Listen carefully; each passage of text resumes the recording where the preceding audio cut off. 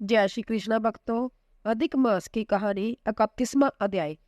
सूत जी बोले, इस प्रकार पतिव्रताओं के धर्म सुनकर नारद जी और भी सुनने की इच्छा से मुनि जी से बोले, हे बद्रीपते, आपने कांसे के स्मुट दान की जो विशेष दान कहा है उसका क्या कारण है, वह कहिए। श्री नारायण बोले, हे ब्राह्मण सुनिए।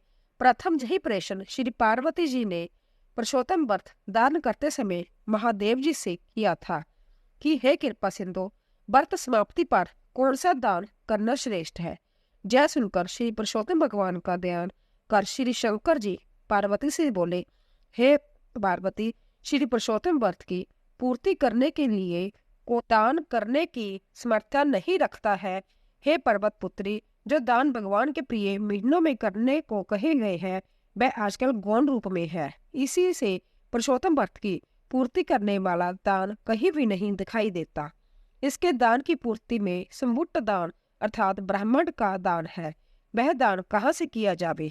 जब छोटे ही दान नहीं कर सकते, उसी ब्राह्मण का प्रतिनिधि कांसे का थाल या प्रात बनवाए, उसमें 30 मालपुए रखकर संपुट का सूत से लपेटे तथा ब्राह्मण पूजनकारों से व्रत पूर्ति के लिए प्रसन्नता से दान दे दे। अगर शक्ति हो तो इस प्रकार के 30 संपुट वेद पाठी विद्वान ब्राह्मण को दान करे।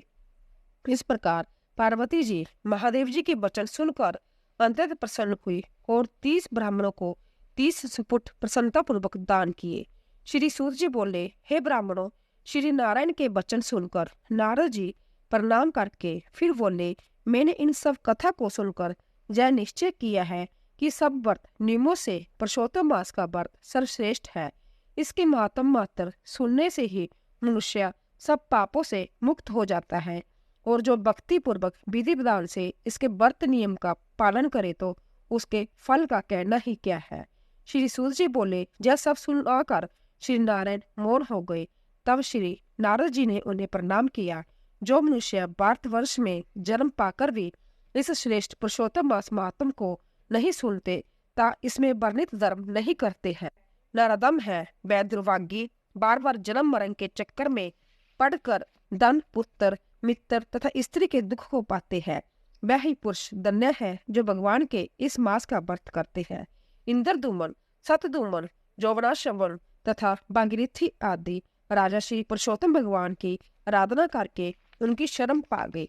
श्री गोवर्धन गिरिजाराज को धारण करने वाले गोप रूपी गोपाल गोकुल एवं गोपियों के प्यारे भगवान को प्रणाम करता हूँ। इस महामंत्र के महात्मा औंडे महीने भर जप करने से भगवान की शरण को प्राप्त हो गई तथा इसी प्रकार भगवान का श्याम सुंदर दो भुजा मुरलीधर पीताम्बरी श्री राधिका जी के साथ विराजमान का ध्यान करते समय बिताने वाला अपनी मन की कामना पूर्ण करता है।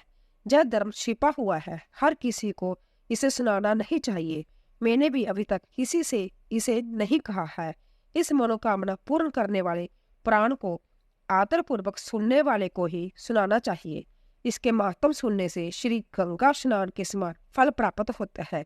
पूरी पृथ्वी परिक्रमा करने का पुण्य इसके साथ सुनने वालों को प्राप्त होता है।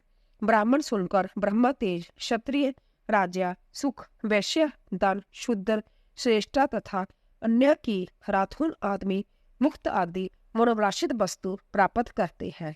इस पुरुषोत्तम मास महात्म को लिखवा कर खरीद कर वस्त्र भूषण के साथ विधि पूर्वक ब्राह्मण को जो दान करता है वह अपने 3 कुल के साथ गोपालों से सवित देव ध्रुव गोलोक को प्राप्त होता है। जिस घर में यह ग्रंथ रत्न रखा है वह घर तीर्थ के समान है। इस प्रकार अंतित पुण्यदायक पुरुषोत्तम मास के महात्म को सुनकर विस्मित हुए और विनय पूर्वक सूत जी से बोले, हे सूत जी, आप धन्य है।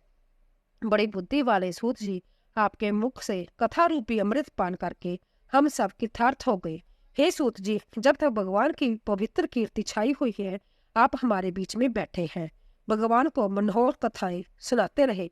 उन ब्राह्मणों से अनेक आशीर्वाद प्राप्त कर सूत जी उन ऋषियों की परिक्रमा करके नमस्कार कर नित्यकर्म करने चले गए। बोलो श्री कृष्ण भगवान की जय।